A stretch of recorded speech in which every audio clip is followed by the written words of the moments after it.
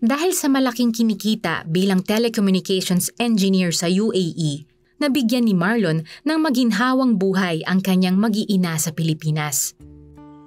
Ngunit ang pag-angat niya sa karera ang siya ring pagkahulog niya sa kasalanan. Nagsimula iyon sa pagpunta niya sa mga spa centers na nag-aalok ng extra service o sexual na gawain kapalit ng pera. Bagay na kanyang inilihim sa asawang si Neriza. Naging para akong free doon. Simula noon, lagi na kami nagtatalo kasi long distance relationship. Sa akin, kasi nasanay ako na magkalayo kami. Yung attention ko sa bata, attention ko sa work, hindi pumasok sa isip ko na may ganun. Sa gitna ng makamundong pamumuhay, bigla na akong sumuka. Lumabo yung tiyan ko, tapos hindi ako makadumi.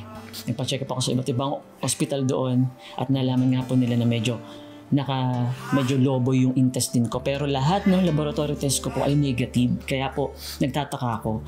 Paulit-ulit na sinumpong ng sakit si Marlon. Mabilis siyang nangayayat at napadalas ang pagiging absent sa trabaho. Doon na ako nagkaroon lalo ng depression, anxiety, yung mga ganyan. Hindi ko na kasi maintindihan kung ano pa yung nangyayari sa akin, sa tiyan ko. Hanggang isang araw, tuluyan na siyang sumuko. May mga narinig na po akong mga violent voice. Magpakamatay ka. Magpakamatay ka. Magpakamatay ka. Hindi siya kinukontra, pero natatakot din po ako. Ayoko na! Tinangka ni Marlon ang magpakamatay. May Diyos talaga. Ikaw nang bahala sa mag-iina ko. Pati sa pamilya ko, ikaw nang bahala sa lahat. Hindi ko na kaya. Dinikit ko ulit yung picture na yun, dinikit ko ulit na ganyan. May naramdaman akong presensya ng Diyos na parang niyakap ako. Marlon, anong ginagawa mo? Tapos narinig ko yung boses ng Panginoon. Sobrang payapa at napaiyak lang ako. Nahimasmasan si Marlon. Sa nais na kumpirmahin kung kaninong boses ang narinig, hinanap niya ang sagot sa internet.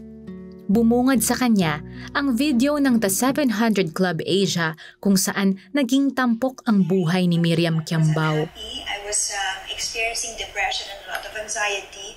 Simula nun, yung araw na yun, hindi maalis si Jesus sa isip ko. Ang tagpong iyon ang nagtulak kay Marlon para bumili ng Biblia. Jesus? Kung boses mo talaga yun, kakusapin mo ako dito.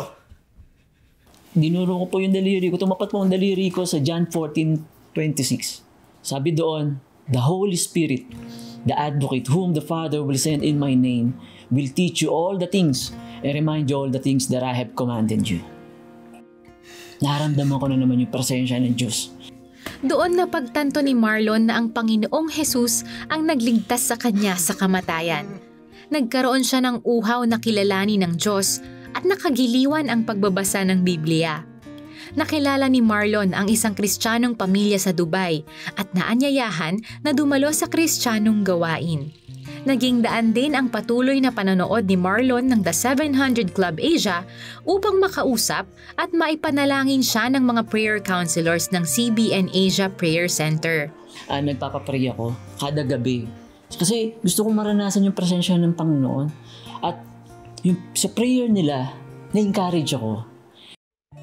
Patuloy na kumilos ang Diyos sa buhay ni Marlon hanggang sa manumbalik ang kanyang sigla at mawala ang pananakit ng kanyang tiyan at iba pang sintomas. Napansin po ng manager ko na Muslim, your stomach's no longer bloating. Di inabangan ko yung pagdumi ko. Sabi ko, normal na. Itinigil ni Marlon ang pagpunta sa mga spa at namuhay ng may takot sa Diyos. Doon na rin niya sinimulang ayusin ang relasyon sa asawa. Nung sinabi niya po nung nagsorry na siya, nagulat at nanibago ako na binalikan ko nga po yung mga message namin sa chat. Sabi ko, grabe pala ako. Nakita ko siya kung gaano. Kahit mura-murahin ko siya, hindi niya na ako minumura. Umuwi na si Marlon sa Pilipinas at nagsimula ng bagong buhay kasama ang pamilya. Nakakilala sa Panginoon ang kanyang sambahayan at masaya silang naglilingkod sa Diyos ngayon sa discipleship ministry. Aside from blessing, sharing the blessing, but it's all about sharing the gospel, sharing Jesus. Yun po ang ginagawa ng 700 Club na sobrang laking pasasalamat ko kung paano ko dinala rin ng Panginoon at lumago sa pananampalataya namin sa Kanya. Galatians 2:20, I have been crucified with Christ. It is no longer I, but Christ who lives in me.